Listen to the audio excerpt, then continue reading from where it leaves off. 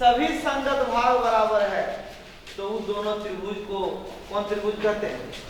सर्वांगसम त्रिभुज कहते हैं। सभी संगत भाग का क्या अर्थ हुआ? जैसे अगर हम मान लेते हैं कि ये दोनों क्या है? सर्वांगसम। ये दोनों क्या है? सर्वांगसम। तो संगत इसके संगत हुआ ये कौन हम लिए? इसको हम लोग वैसे इसको कौन फिंगर बोलते हैं अंग्रेजी में? Little finger. और वैसे हम लोग इधर गांव घर में इसको कानी बोलते हैं। क्या? यानी कानी के संगत। अभी नहीं कि इसके संगत ये है ना, तो इसके संगत ये है, इसके संगत ये है। अगर मान लो हम छत और फर्श को हम कहते हैं कि सर्वांगसम है, तो इसका क्या अर्थ हुआ कि इसका कौन पार्ट बराबर है? इसका चौड़ाई इसके चौड़ाई से बराबर, यानी ये चौड़ाई इस चौड़ाई के संगत है। ये नहीं कि ये चौड़ाई इसके लंबाई से संगत है। यानी संगत पार्ट बराबर हो तो वो दोनों त्रिभुज क्या कहलाते हैं? सर्वांगसम कहलाते हैं। या फिर उसको दूसरे शब्दों में हम लोग कह सकते हैं कि अगर एक त्रिभुज को दूसरे त्रिभुज पर रखें, अगर पूरी ढके, जरा सा भी बड़ा और छोटा नहीं हो, तो दोनों त्रिभुज क्या कहलाते हैं? सर्वांगसम। तो मान लो कहीं फोटो हमको सर्वांगसम करना है, एक ये त्रिभुज और एक ये त्रिभुज, तो उसको काट के निकालेंगे दोनों को और एक दूसरे पर रखेंगे, तब ना उसको हम सर्वांगसम कहेंगे। सब किताब फट जाएगा, है ना? किताब में जब आकृति बना हुआ है, बोल दिया त्रिभुज एबीसी त्रिभुज PQR को सर्वांगसम कीजिए, तो एबीसी को काटिए, PQR को काटिए और दोनों को एक दूसरे पर रख करके देखिए। और रखने के बाद अगर पक्का पक्की बराबर हो जाता है तो हम लोग उसको क्या कहेंगे? सर्वांगसम। तो हम लोग को सुविधा कर दिया है कि आपको अगर दो त्रिभुज को सर्वांगसम करना है तो आपको फोटो काटने की जरूरत नहीं है। आपको करना क्या है? आपको कुछ कसौटियां दिया गया है जिसको हम लोग कहते हैं सर्वांगसमता की कसौटियां।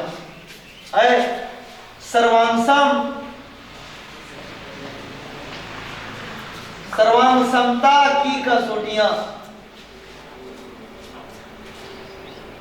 सर्वांगसमता की कसौटियां, सर्वांगसमता की कसौटियां 5 कसौटियां। पहला yes yes yes, yes yes yes yes yes वही कसौटी होगा जब एक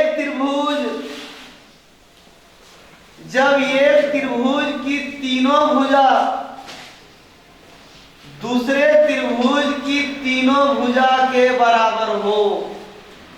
एक जैसे त्रिभुज ABC और त्रिभुज PQR में हम देख रहे हैं, यदि इसका AB बराबर है इसके PQ से, इसका BC बराबर है इसके QR से, इसका AC बराबर है दूसरे त्रिभुज के PR से।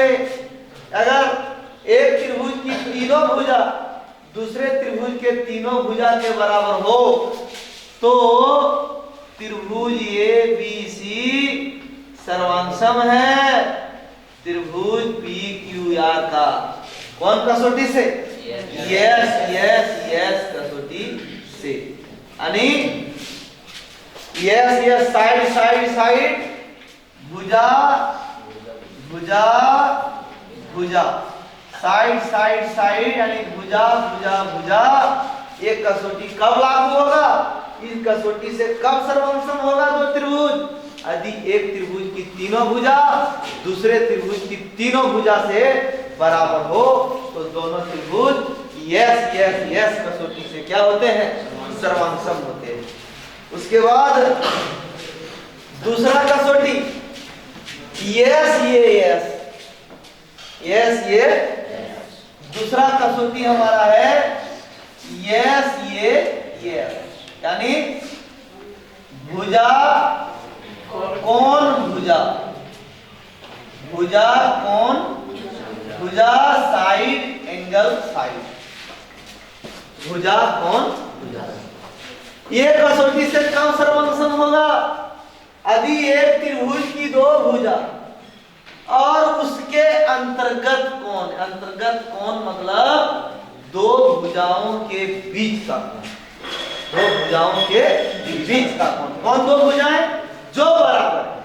जैसे यदि हम बात करें ये दोनों त्रिभुज से, तो अगर हम बात करें इसका AB बराबर है इसका PQ से, इसका BC बराबर है दूसरे त्रिभुज के QR से, दुए भुजा बराबर है, तीनों भुजा बराबर रहता है, कौन कसौटी से सर्वनाम होता? यस यस यस, दुए भुजा बराबर है। अगर दुए भुजा बराबर है तो उसके बीच का कोण को बराबर होना होगा, दूसरा कोण नहीं, बीच का कोण, जिसको मैथमेटिक्स में क्या कहते हैं? अंतर्गत कोण। अंतर्गत कोण देखो AB और BC, PQ और QR, तो AB और BC के बीच का कोण कौन है? कोण B। और PQ और QR, PQ और QR के बीच का कोण कौन है? कोण Q। उसके अंतर्गत कोण अगर बराबर होगा तब ये दोनों त्रिभुज, तब त्रिभुज ABC सर्वांगसम होगा। ये सर्वांगसम का सिंबल है, सर्वांगसम होगा त्रिभुज PQR से, और कसौटी होगा कौन कसौटी से? यस यस यस कसौटी से। दूसरा हो गया। अब तीसरा कसौटी में आते हैं। तीसरा है ये यस ये, यानी कोण भुजा कोण, कोण भुजा कोण कसौटी, कोण भुजा कोण। क्या ध्यान दो, यस ये यस, इसमें था ये यस ये, यानी दो भुजाओं के अंतर्गत कौन था? यहाँ दो कोणों के अंतर्गत क्या है? भुजा है।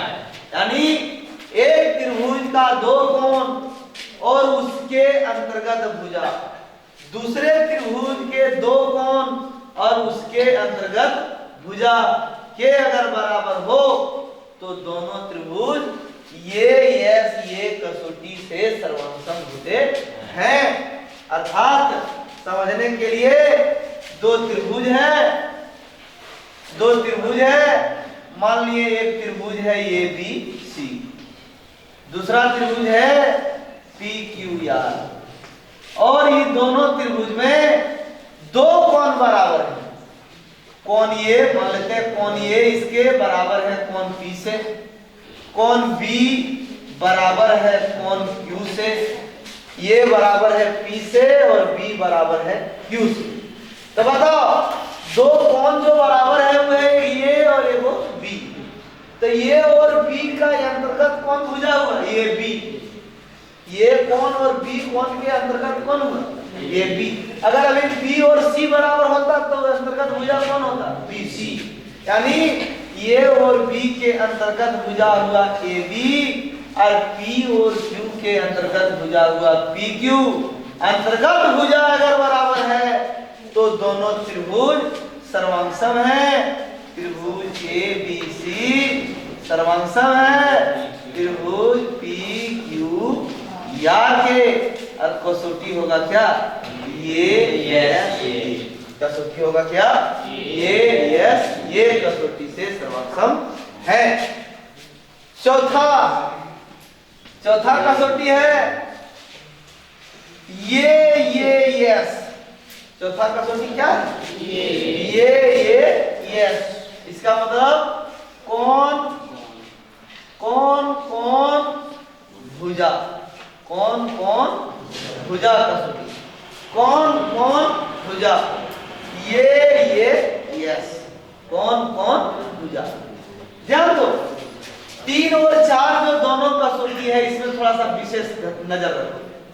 इसमें भी दो कोण है और एक भुजा है, इसमें भी दो कोण है और एक भुजा है, लेकिन दोनों में अंतर है।